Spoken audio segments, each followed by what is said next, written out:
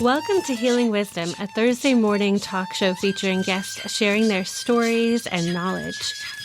We discuss the healing aspects of the arts, metaphysics, social justice, and adventure through all types of terrain. So join me, Pandora Peoples, here on WOMR 92.1 FM in Provincetown and WFMR 91.3 FM in Orleans. We're streaming worldwide at WOMR.org. Our theme music is provided by Mason. You can find her website at masonmusic.com. That's MAESYN.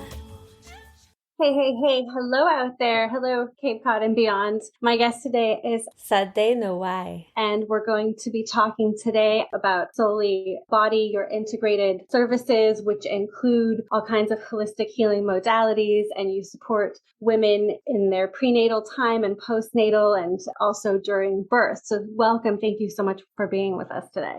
Thank you so much for having me. It's a pleasure to talk about my passions. You're a certified massage therapist, childbirth educator, prenatal and postpartum body worker. Your company, Solely Body, offers full spectrum doula services, including support for home birth, plant medicine work, and plant-based chef offerings. And I would love for you to share your story of your connection to wise ancestral practices and how it set you on this path. I consider myself a movement artist, which it just feels very integrative. Like we have bodies, we have to move.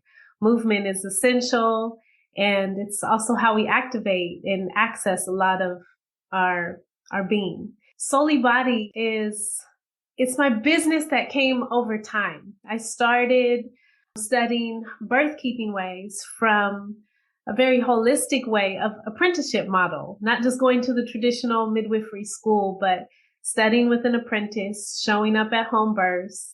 Simultaneously, even as to step back, I was like many of us, we're on our healing journeys. Life is a journey and it's filled with healing. It's not just one moment where we're healing or we're working on ourselves. It's continuous.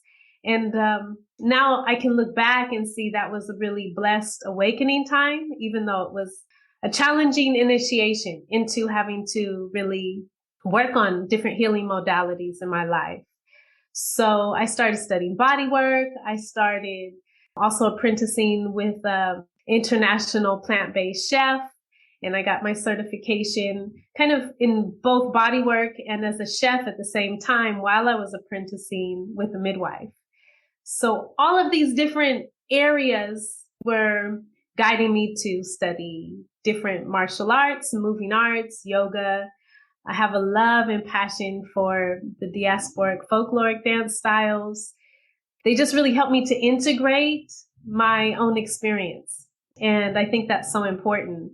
And a lot of people will say, we choose work, but also work chooses us. Because if you really follow like what's next, your body, your spirit, your emotional body, even those thoughts are just guiding you to what you need to do. Even if there's some resistance, you might think that you have this academic path and you're in college. I was in college and I thought, I'm going to go this route. But my body was telling me something otherwise. So it got to the point where I couldn't not listen. I had to take a shift and change my course. And that led me to studying these different ways. And I'm so very grateful because it really taught me not just to be in the world and caring for other birthing bodies, but it also taught me and empowered me to give birth myself. Both to myself, but also to my 3 children. You talk about vitality and strength as part of your mission is helping people connect with their strength and their vitality, which is really their essence and their spirit and so much. But it's like a very embodied thing, giving birth. So can you talk about how you have used all of your experience with dance and movement, how you incorporate that into your work? Yes, of course. When we choose to take responsibility for ourselves, like our presence, our impact, our health, that's the first step. And you have to have your toolbox. So all of us are gathering tools, whether we're conscious of it or not. We're in this time where mindfulness training, wellness training, it's normalized in our language, but like you said, the key word is embodiment. If you think about breath, that's not enough. It's actually when you breathe and you really breathe, you can feel the expansion. You can feel the flow. And if you tap deeper, you become more aware, like, wow, my lymph is moving. I'm being more aware of what my body needs. So there's different tools to embodiment. And when you're dancing, you will injure yourself if you're not present. And it's a different way of connecting to your own emotional, spiritual self when you're in the movement. My father always said, there's not a problem that's too big that you can't walk away from. And it's not implying that you leave the problem behind.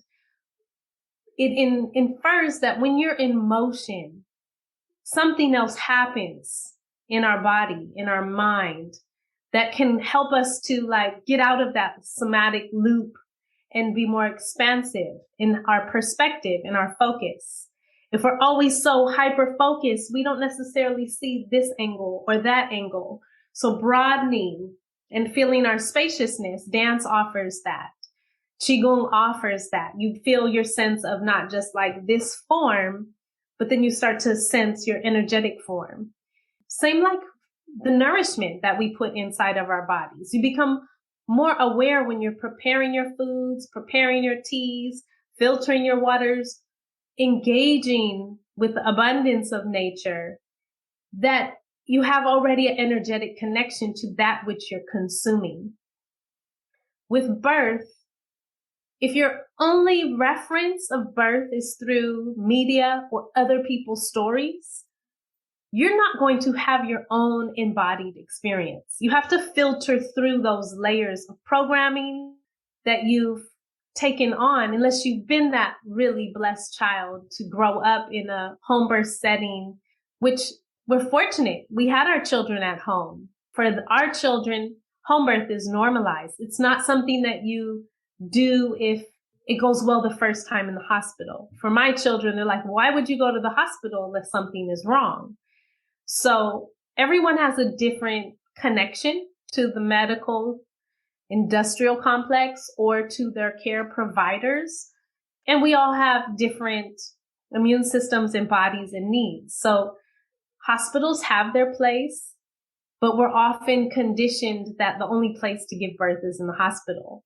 As much as it's normalized in my life, there's still such a small percentage of us, and I wish I knew more that number, that are actually choosing home birth. And then there's the next level of, can you afford it? And why is that even the question? Not do you want to have a home birth, but can you afford it? And that obstacle that happens. So there's different levels of what we feel is our birthright or accessible to us. The embodied experience, once you say, I take responsibility for my health, when something comes up, it's an opportunity, it's an invitation to engage with it. And that's a really beautiful process. It doesn't mean that hard things don't come up. That's part of life. Challenge, we learn, it goes ebbs and flows. I think, people are conditioned to not listen to their bodies and to listen to other people as authority. And that, I think a lot of that conditioning happens in our spirituality, where we're not told that we have divinity within us. I mean, maybe more and more that's happening. But I think because of how we get alienated from our own spirits and also from nature, it's hard for people to use nature as a resource, both in terms of, herbal medicine, and then also understanding their energetic connection and how the earth sustains and feeds us, but also we're very deeply, intrinsically, energetically connected to nature. I would love for you to talk about what you do with your clients and how you attune them to themselves, and maybe, what are some of the obstacles that come up around that, and some of the ways that you can help people have breakthroughs.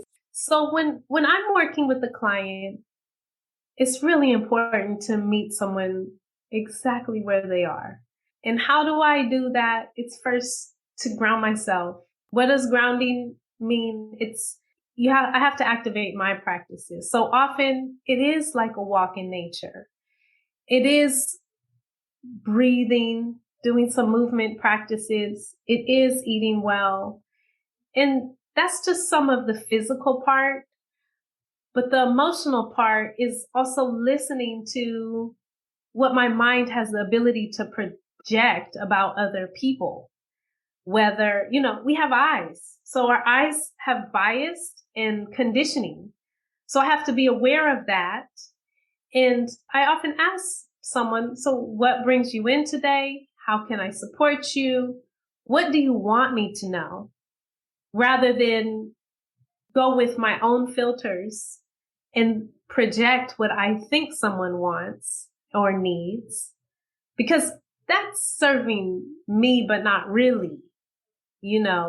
That's kind of feeding my own ego of like, oh, I'm doing something for you. But to meet someone where they are, whether it's in their prenatal journey, postpartum journey, or just their journey in life, in a body, is to really understand what their goal is. If it's a bodywork session, what do you want to feel? What brings you in? And to focus from that point. And that piece, to like get that out, is helpful because that's important in their mind. And then their mind can also feel like I've been heard. And then you can put that to rest. What can I actually do?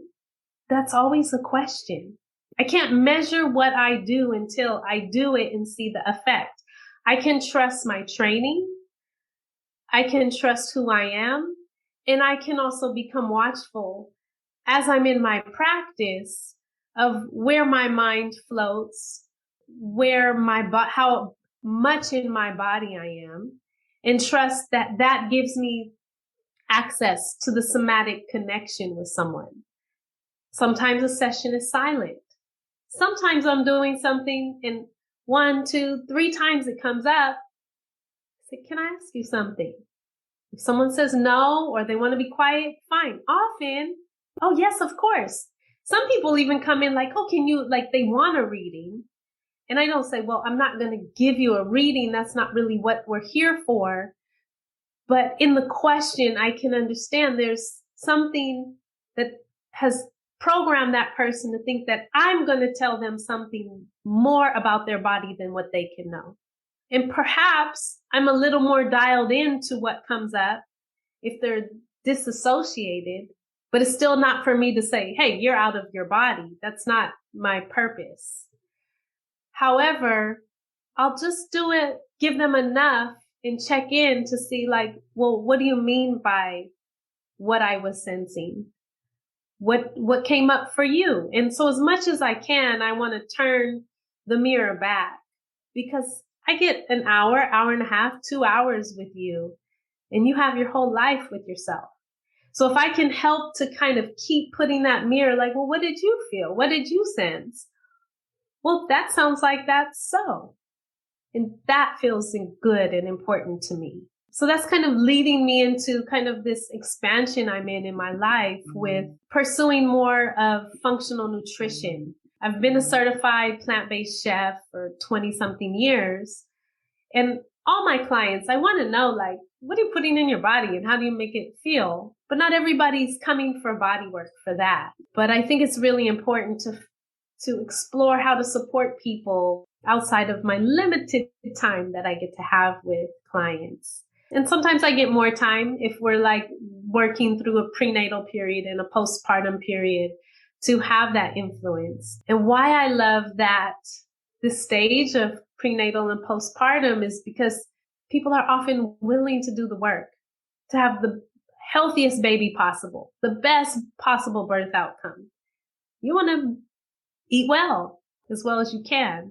And if you don't have access to the good food, I want to explore, well, what can you do? There's always got to be something you can do to tune it in and make it a little better. Hello out there. If you're just joining us now, you're listening to Healing Wisdom on WOMR 92.1 FM in Provincetown and WFMR 91.3 FM in Orleans. We're streaming around the world at WOMR.org. I'm Pandora Peoples, and we're here with my guest, Solely Body owner Tsadae Neway, talking with us about her birth work as well as her body work. We're in the midst of our spring pledge drive. If you'd like to become a sustaining member of this hour, give us a call, 508-487-2619. Can you talk about your mission in terms of curating safe space for BIPOC women? Oh, yeah. I grew up in the Bay Area in California, and these last 10, 15 years, I've seen a huge shift in terms of who lives here. And not all change is bad, but a lot of change that doesn't serve all the people who have been here and grew up, or seen people who want to be here and it's very challenging to be here financially or otherwise, saddens me. And I've worked through a local organization, and I used to offer baby massage there. And over the years, I saw the diversity change. And I thought to myself, what is the real need? And I find that there's a growing need for Black women to have a space, for Latina women to have a space, for Indigenous women to have a space, and then all of them to have a space, and to not feel outnumbered. And it's to be able to reflect and feel safe without the gaze of others who have a very different experience, especially in the Bay Area. So it's pretty natural. When I was coming up and studying midwifery, we had a centering birth model, which I'm grateful now I see hospitals are modeling more of a centering style, where you have group prenatal practice, where you come together with other women, birthing bodies, and you share your experience and you get checked. And I register with that is still so important for us to have a safe space, to talk about what it's like to mother while being BIPOC. What is it like to travel through the town while being Black, Brown, and Indigenous? What is it like to be a working parent? What is it like to breastfeed in public? What is it like to show up in a doctor's office? What type of support do you need? What type of postpartum recovery foods? Who are your support systems? So it may even look very similar, the questions that we bring up in like the BIPOC parenting mama support group I facilitate, but it's very different, the level in quality of conversation that can evolve from there. So everybody deserves to be able to share their story and have safe space. So yeah, I take pride in that. And as a Black woman of Ethiopian descent, I come from mixed heritage. I float between code switching in different worlds, but I also really know the value and the need to have a safe space for us. I would love for you to talk about your counseling sessions that you do both one-on-one and in group. A lot of the counseling sessions start from childbirth education or from some of my doula clients. And it varies. Sometimes I think I'm just starting with mama, and then, I'll have the meeting with both parents. And I find that to support the birthing person, supporting the partner, if they have a partner, is super helpful and essential. And I've even had the partner reach out to me separately. So it's been organic and has evolved naturally, where it's just saying yes to what's next. And sometimes I've had to say, wait, is this the direction I'm calling in my work? And I'm aware that I can choose to have boundaries here. But it's also really impactful to see that supporting birth is supporting the family unit in whichever way that looks like. So for me, if the partner is calling and I can help facilitate a process between them, I will, especially because the babies really matter. And what they're experiencing without language in those first 3 months, 6 months, 9 months, year is so impactful in ways that we grow up and we don't have a language around it, but we do have an emotional, somatic connection to it. And I trust that in my own journey, exploring birth and what happens in our early days of development. It's even more impactful if a baby experiences trauma in the early days than if they experience trauma 2 years and up. And I think because when you come from that secure place at a very young age, if you come from a secure place at a very young age, you have a really good chance in the future to thrive. It's an honor to feel like my life experience and training has an impact. And I actually like being a shapeshifter. I like that one day I can get you on the table or on a padded floor. Another day we can be taking an intake around what you eat and consume. And another day we can talk about what's really going on in your relationship. And all of these things, if we're going back to the birthing person, matter. You show up at a birth, and if there's a relationship issue that's unresolved, that's going to inhibit the birthing experience.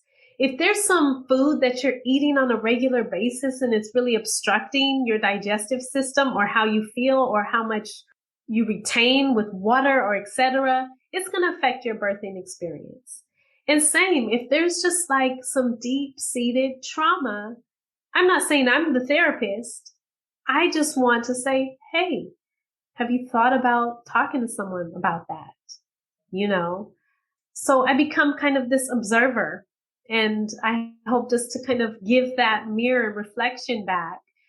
And even I was on a walk in my neighborhood and I was telling the neighbor, she's like, well, what are you up to now? And I was sharing something and she's an elder. She's like, oh, it sounds like you're being present.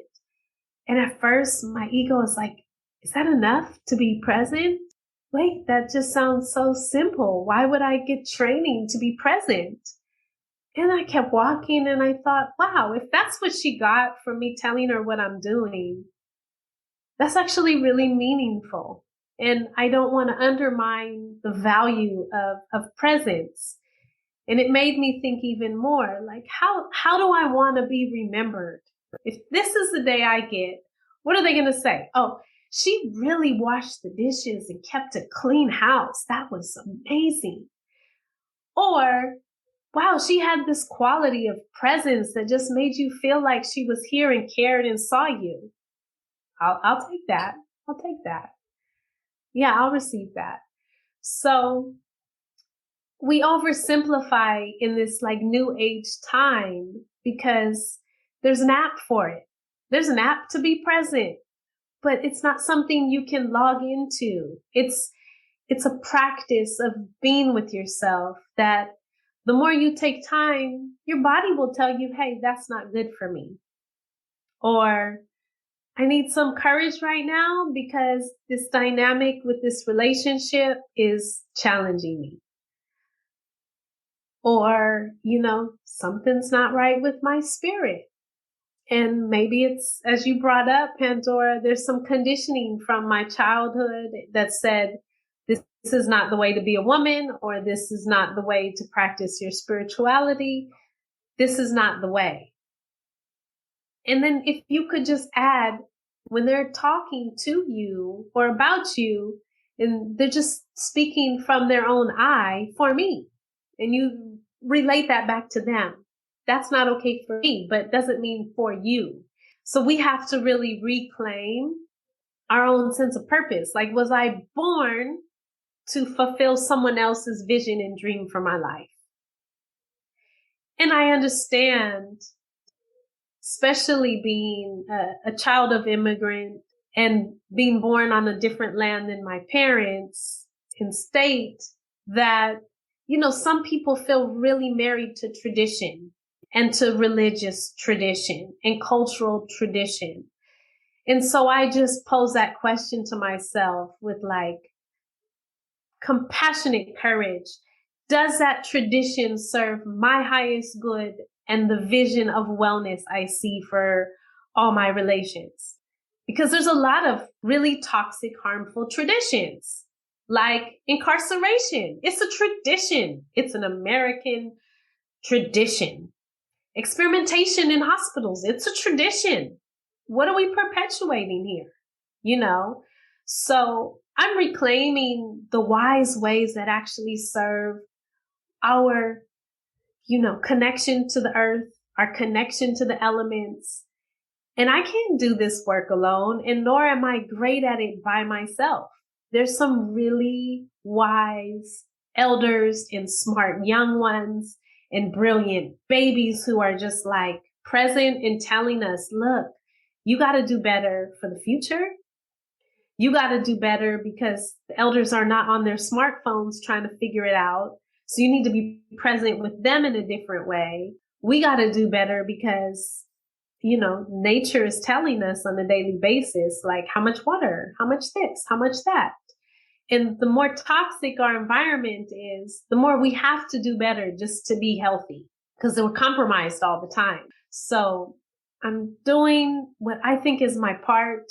And I want to surround myself with other people who remind me who I am and can support me to do this work. But also because there's more I want to learn. I want to do better. Every day I want to do better, So I want to be around the stewards of the land. I want to be in a way that's honoring the indigenous people of this land. I'm here in Ohlone territory, in Chochenyo land.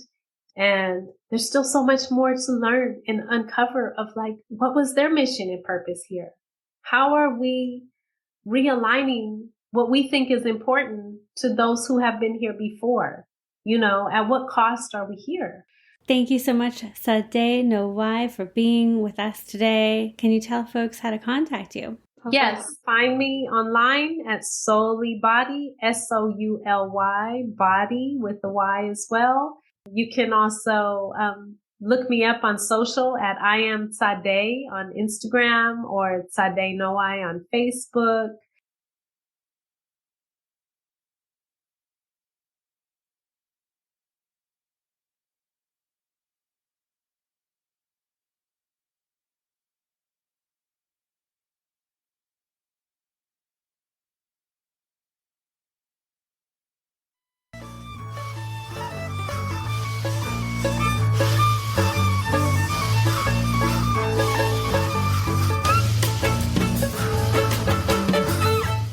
You've been listening to Healing Wisdom at Outermost Radio. All of our shows are podcasts at WOMR.org. Also check out healingwisdomradioshow.com and contact me at Pandora@WOMR.org.